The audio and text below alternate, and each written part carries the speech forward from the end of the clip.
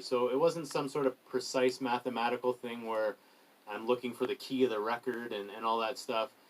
I do believe in tuning kicks and all that stuff, but I also believe in getting the right vibe and the right, oomph or whatever you want to call it from the record. And sometimes things don't necessarily have to be exactly in tune, especially with the kick, for you to get that knock or that low end pump. So yeah, this was all set by feeling here. But the next thing I have set up on the sub kick is this gate, because without this gate here, let me turn it off right now.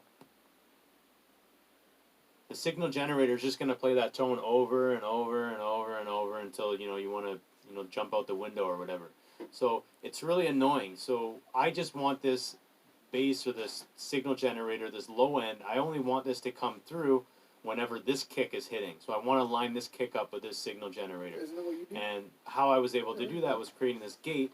Yeah. So whenever this kick would hit, but it would trigger this gate to open up and then do allow that something sub to come here through, but then when he close puts the again bass in. once Oh, this okay, kick, once a transient dissipated and went back down to infinity or whatever.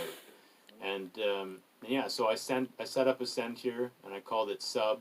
In this case, I'm using the left channel. And just so that we're clear, and I'm using that so as he's a key got input his for the gate. sends labeled So every up. time this kick hits, We don't it like opens to up do this that gate in here and allows that because signal generator to come through and allows it you to makes get that better low end sense. bump. Hey, if we're So that's great. So let's turn this off, and then Yeah, I'll just mess show with it right you now, so what I get that it. sounds like.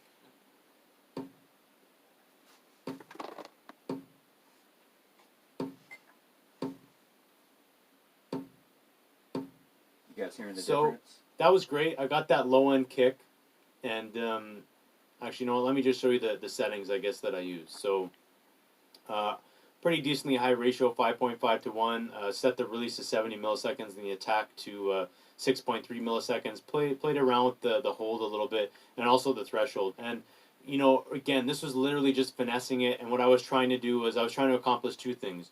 One, I was trying to get rid of all of the signal generators so you don't hear it at all. So once that gate's closed, you don't hear anything. And there is a way to set this up that you can still hear some of it coming through. And basically, when I loaded up this plugin, there was some of that signal generator coming through, and I didn't want anything to come through until that gate was open. So it was a matter of finessing these settings until I got to that point. But then there was also a little bit of, I wanted that hit to last a certain period of time, because I didn't want that low end bump to be too short, but then I also didn't want it to be too long. So Okay, so I'm going to stop right there real quick. So remember the question that you asked me. It's like, is there a preset for this type thing? And the answer is no.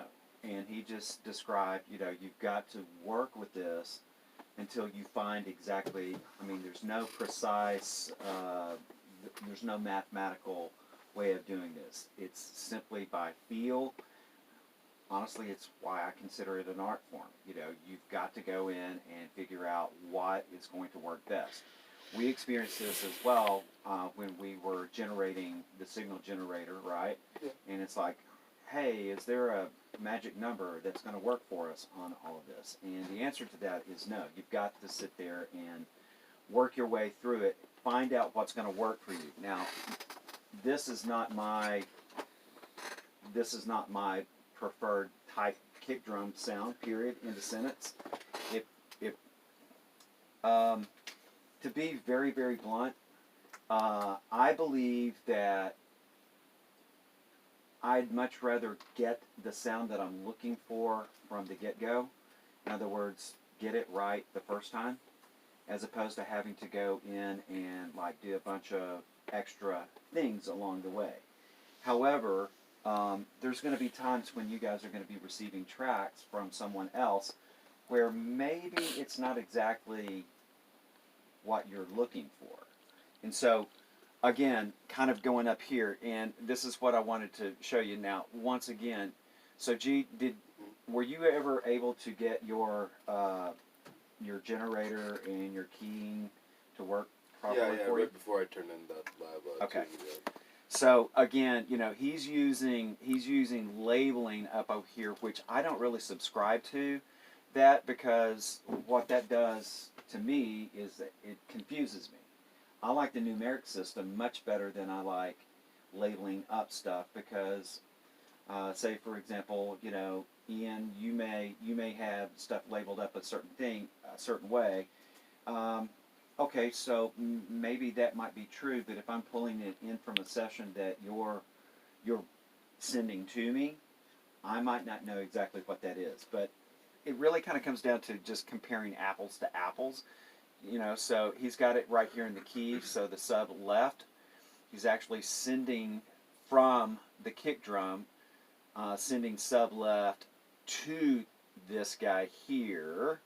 And we see that in the keying right there. All right, so I'll continue on. So this is going to get interesting, guys. You kind of have to play with the release and the hold settings until you kind of can get to that right zone that you can match the initial kick as much as you possibly can. So that's basically how I set up those settings.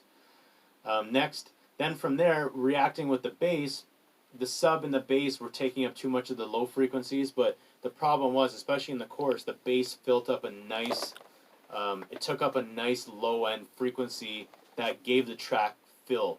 But I still wanted that bump from the kick. So the only way that I could figure out how to do that without replacing the samples was to set up a sidechain compression. So every time this sub would hit, it would knock down that bass a little bit. And because the thump from the kick or the sub is taking up so much of the bottom frequencies, you actually don't notice the bass going away that much. And when I show you this in solo, it's going to sound pretty dramatic. Like, wow, where did all that bass go? Because you can hear the pumping effect from the bass based on the sub. So what I did was I set up this compressor here, the sidechain compressor. I got the output going from the sub here. I set up a send. I call it the bass SC, which stands for sidechain. And this is routed to this path here, and then the key input is set up to that exact same routing, the bass sidechain. And then this compressor only reacts once this sub hits. So, this bass will go on its merry way. It'll do whatever it does, but as soon as this sub hits, then boom, that compressor knocks down that bass by however many dBs. And I think it's anywhere from 6 to 12. And again, on its own and solo with just the bass and the kick, it's going to sound really dramatic. But once I play it for you in the context of the entire record, definitely makes a lot more sense. So let's play that now, and I'll turn the compressor off and I'll turn it on. Let's turn the bass on.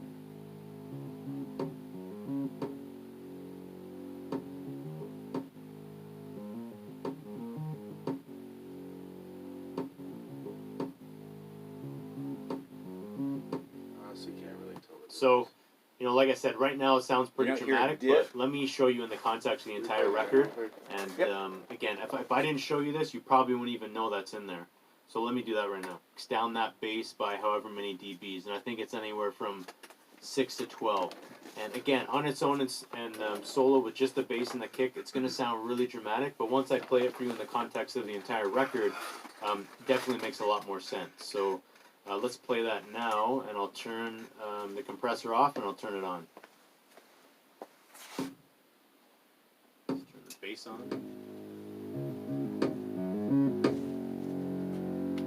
So it's dipping every time on the one.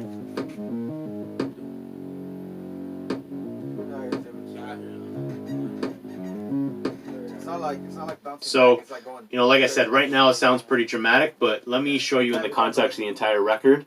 And again, if I didn't show you this, you probably wouldn't even know that's in there. So let me do that right now. Okay, so now we got everything going on in the mix here. Everything's turned on. So what I'll do is I'll bypass this, and then I'll turn it on, and then see if you can notice it in the mix.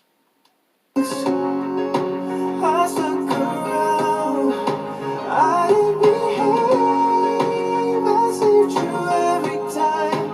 I was a fool for love, I was a fool for love, I was a fool.